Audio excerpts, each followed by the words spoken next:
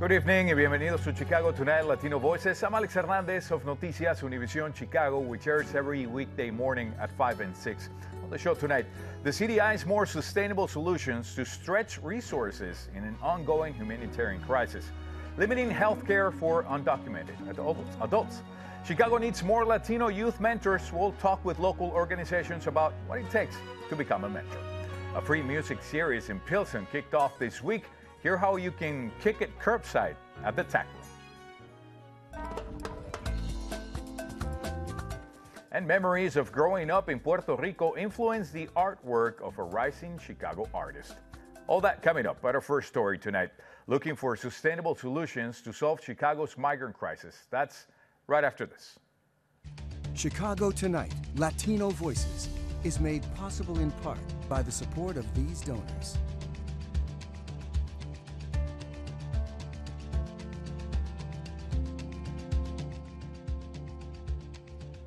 Mayor Brandon Johnson's administration is eyeing more sustainable solutions to Chicago's humanitarian crisis. More than 10,000 asylum seekers have arrived since last August, many sleeping on police station floors, others placed in large shelters. This has many community organizations and churches stepping to help. The city is now preparing to seek proposals for a community-based model that could cut down on current high costs and find more permanent housing options for these new arrivals. Joining us now with more on this plan is Mayor Brandon Johnson's first Deputy Chief of Staff, Cristina Pasiones Sayans, who I want to welcome. Thank you for joining us today. And I want to start by asking, what could this resettlement look like? Can you tell us more about this community-based model? Sure. Let me just frame up for you the resettlement kind of concept. This is really just starting to look at, we are known as a welcoming city. We have an ordinance as such. And now this is building the infrastructure to be able to operationalize that concept. And so what we mean by that is that, the temporary housing or the congregate shelters that are temporary, that's just the first stop. Okay. To a pattern and to a path of resettlement. And so what that means is we're going to be looking to partner with our community-based organizations so that they can staff our temporary shelters. They can also support the case management needed to be able to identify the permanent housing solutions. And we partner with the state to be able to cover 6 months of rental assistance so that individuals can start their life in Chicago and be on a path for sustainability and resettlement in our city. Right, that's what eventually they all want, right? That's why they're here. How would this plan help actually with cutting the current city costs? Well, currently we have a contract with a temporary staffing firm that is national and had been in the past utilized for staffing needs related to the pandemic. In many ways, this is incredibly costly. And on top of it, the dollars are not staying in our city. You've got people from all over the country that are coming in for a period of 1 month, 3 months, 6 months, a year, and they're put up in hotels and they're paid a wage, and in some cases, because they are working more than just one shift, that wage increases. And so that's where the cost factor is not sustainable, nor is it justifiable. And what we really want to ensure is that who we have working with our new arrivals are culturally congruent, they're linguistically responsive, and they are also trauma informed. Right, so eventually community-based organizations would help migrants find a more suitable and more long-term place to stay, correct?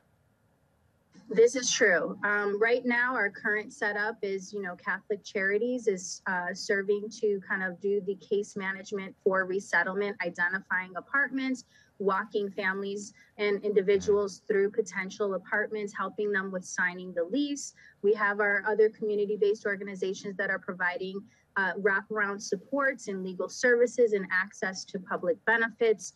But again, the idea is that we really want to be able to leverage the cultural capital of our communities right here in Chicago for this particular initiative.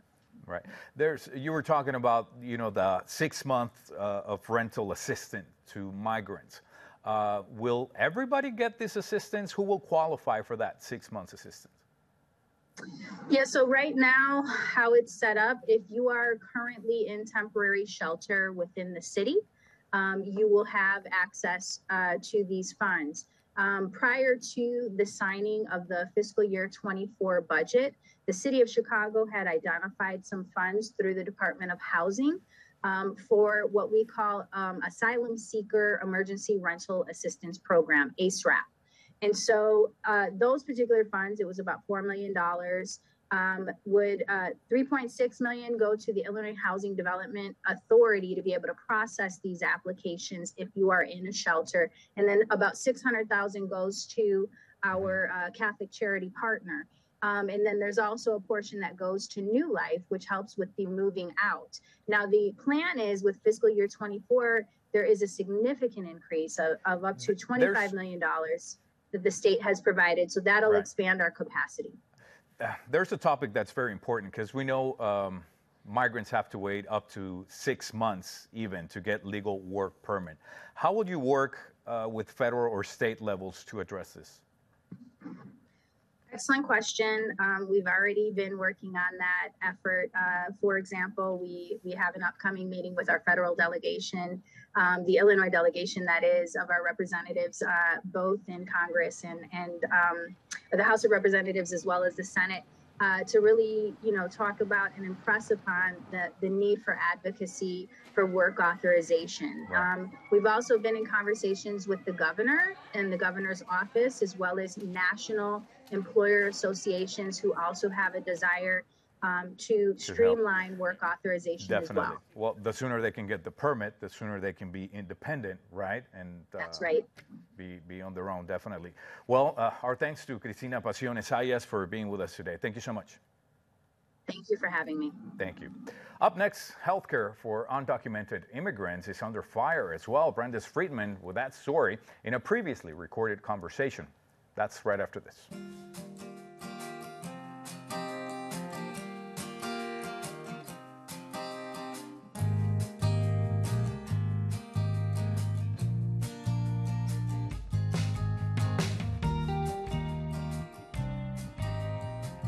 Illinois is one of the few states that provides health care benefits to undocumented immigrants. But the state is beginning to scale back that coverage, and it's causing a political rift.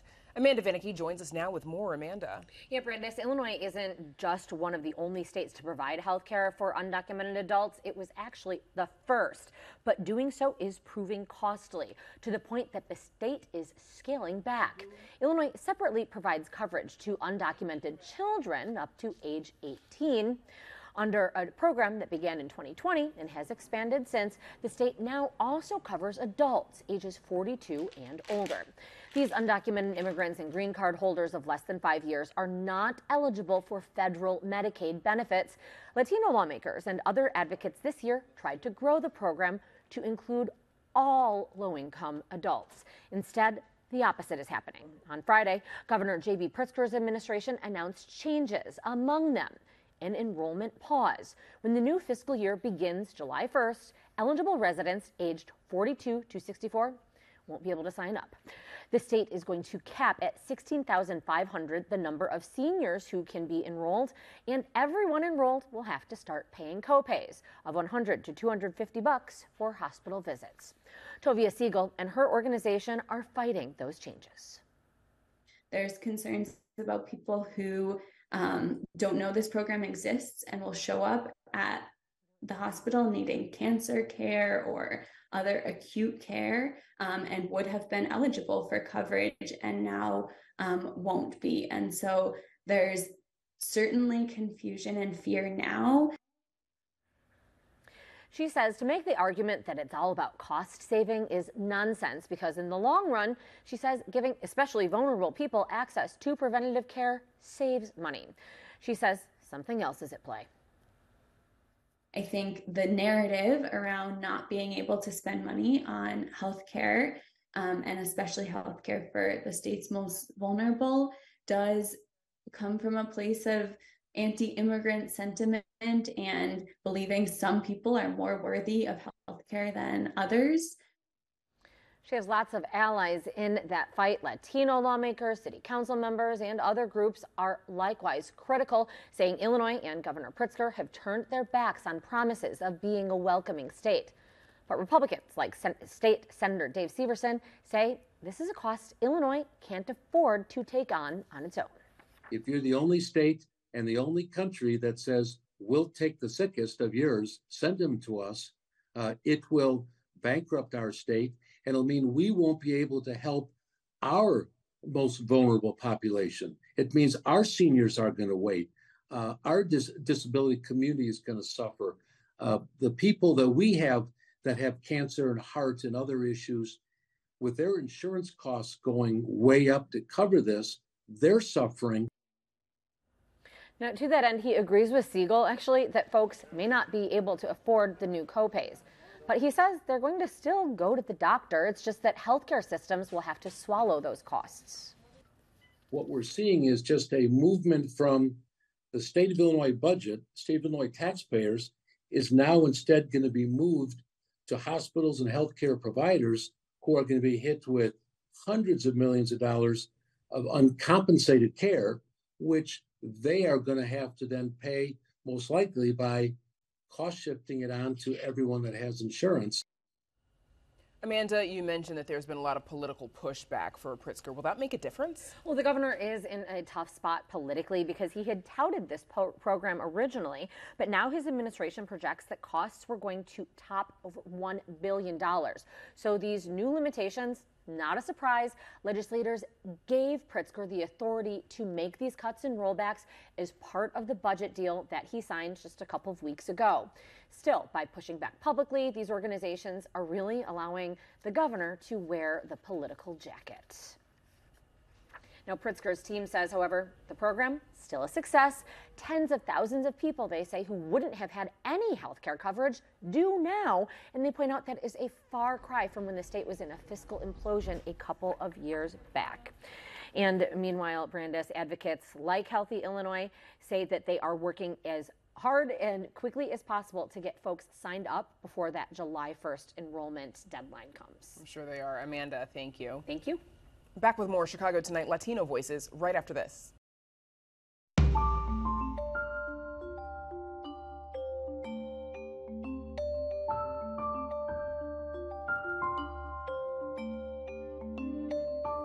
Mentoring programs that build relationships between a young person and an unrelated adult can offer emotional and life skill support that kids might not otherwise get. Research shows that kids in mentorships are more likely to graduate high school and enroll in college, have lower rates of substance abuse, and overall report better feelings of self-esteem and confidence. But local mentorship organizations say there aren't enough mentors to support the young people who need them, especially Latino and bilingual mentors.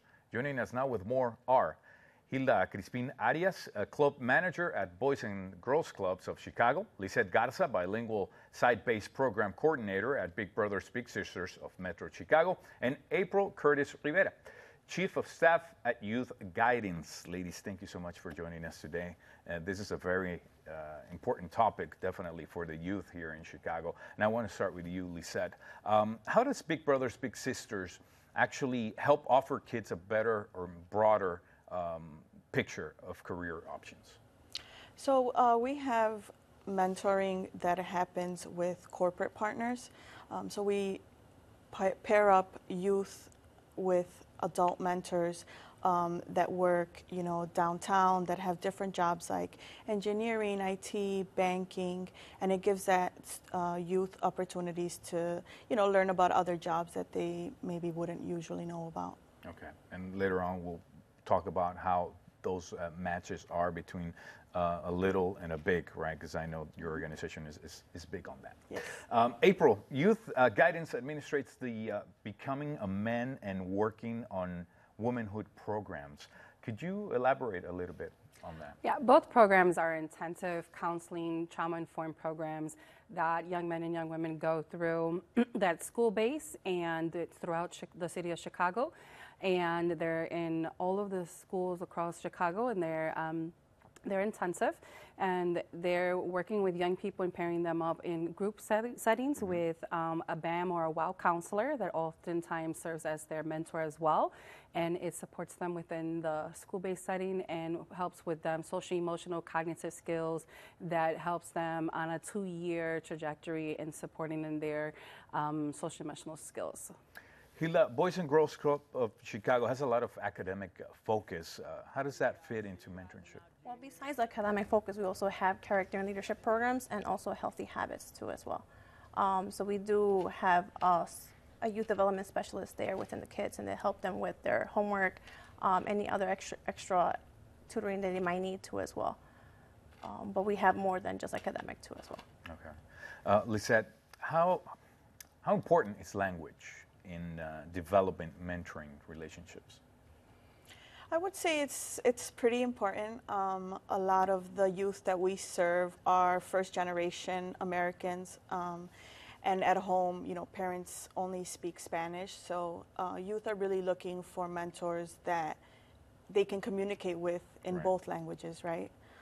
So it's definitely important for them culturally to have a connection with their mentor, their big brother or big sister. Right.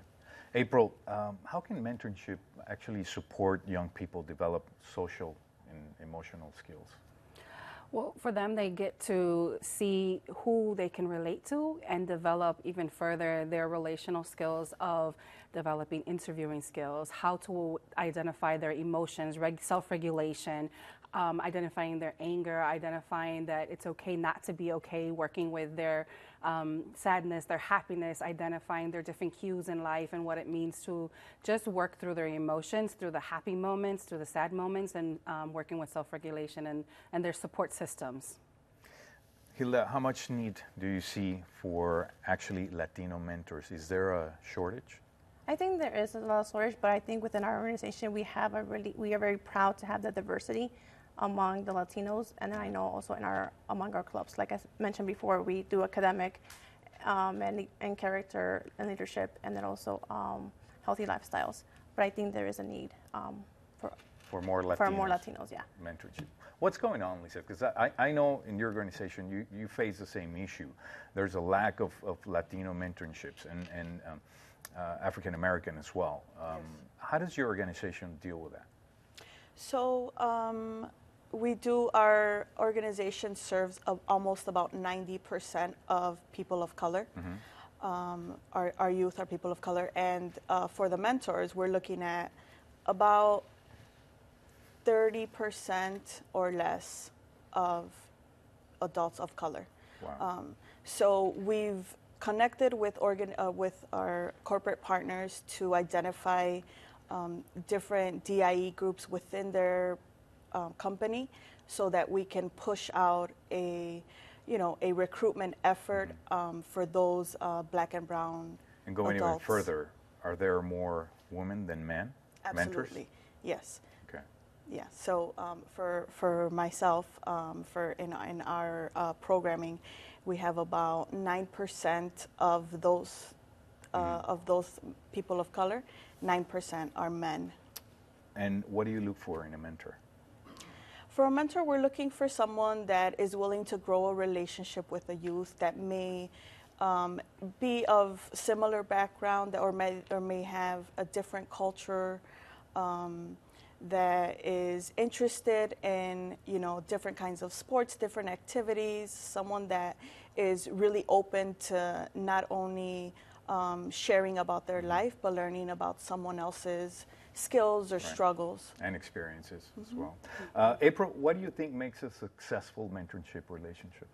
Someone who's going to be there consistently and who's willing to consistently show up and just be genuine with them and willing to share their experiences and show them something new. A lot of our young people are looking for exposure. They're looking for an opportunity to learn something new and build a relationship. Gilda, we have less than a minute, but I do want to ask, what do the mentees tell you that they have gained from the mentorship? They have told me that it has changed their lives. They have created a bond that we have never thought of that because they're so into their own circle. But getting that exposure with other different, like our colleagues have said, with different type of people, it actually has even saved their lives too as well. And I could tell you sometimes the mentor ends up actually gaining more from that relationship. Absolutely. I was a Yes. big brother myself a few years back, and that was one of the greatest experiences I've had. So definitely for young men who want to be a mentor, they should really think about it. So ladies, thank you so much for joining us today. Our thanks to Hilda Crispin Arias, Lisette Garcia, and April Curtis Rivera. Thank you so much. Thank you. We're back with more Chicago Tonight Latino Voices right after this. Don't go anywhere.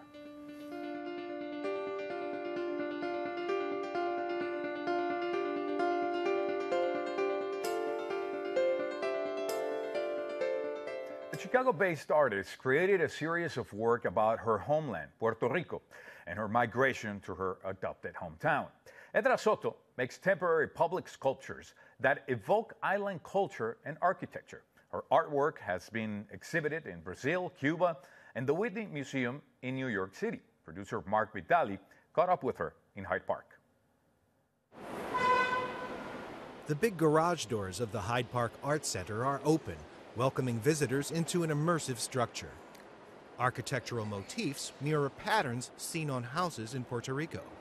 A hand-fabricated domino table reflects a popular pastime on the island. And there are photographs embedded in the work. The project is called Graft, not the political kind, but a transplant, an offshoot planted in a new place. I have been working on the series Graft for a decade now. The word graft comes out of my necessity of create something that represents my migration. My distance from Puerto Rico affects and informs the way I see Puerto Rico. I think it meant something very different when I lived there, and what it means now is impacted by my migration and that experience of living Puerto Rico. A closer look at some works reveals viewfinders with tiny photos of Puerto Rico. When you think about migration, that is not one single experience or feeling. Migration comes with grief and loss and negotiations of that journey. Soto grew up in Puerto Rico. She moved to Chicago 25 years ago and got her MFA from the School of the Art Institute. She makes ephemeral artwork out of tape, tin, plywood, and plastic. And she reuses materials. Parts of this work were previously in a pond at the Chicago Botanic Garden. I describe it as architectural interventions. It's a symbolic transplant. I call it graft because for me, graft, the word coming from skin transplant, I kept thinking about it as a really accurate way of representing my sentiment as somebody that migrated from Puerto Rico. For Latino Voices, this is Mark Vitali. Edra Soto's artwork will be at Hyde Park Art Center through August 6th.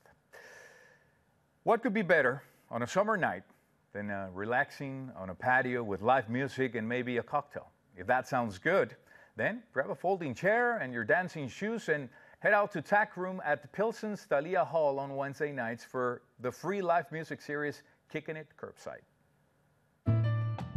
Kicking It Curbside is our series of free music presented on our patio throughout the summertime. It came out as a concept for the pandemic when we couldn't do shows inside. We started putting bands on the patio so people could gather safely outdoors in the fresh air, and we got so much positive feedback from it that we decided to just keep it rolling year after year. We want to find as many ways to present music and platform artists that we're excited about as possible. Our Kicking It Curbside series allows us to also find more ways to present local music in a free setting so that there's no barrier to entry. You can just roll right up, you don't need to order anything, you can bring a chair and set it up in the loading zone if you want. It's free and open to everybody. We want everybody to come, whether you're taking a stroll down Pilsen and you just want to come in for a song, or you want to dance the night away with us, please come on by. Kicking It Curbside runs through the end of August. You can find the full schedule and more details, actually, on our website. Well, that's going to be our show for tonight. Don't forget to join Chicago Tonight host Brandis Friedman this Monday, June 26th, for our next Black Voices Community Conversation. Families are still grappling with mass Chicago public school closures a decade later. She'll be discussing with community leaders educational outcomes since then and what's ahead under a new administration. To RSVP, visit WTTW.com/events. Don't forget also to tune into Noticias Univision Chicago every weekday morning. I'll be waiting for you. We'll leave you tonight with some more from the music series Kicking It Curbside at Pilsen's Thalia Hall. Now for all of us here at Chicago Tonight Latino Voices, I'm Alex Hernandez. Muy buenas noches.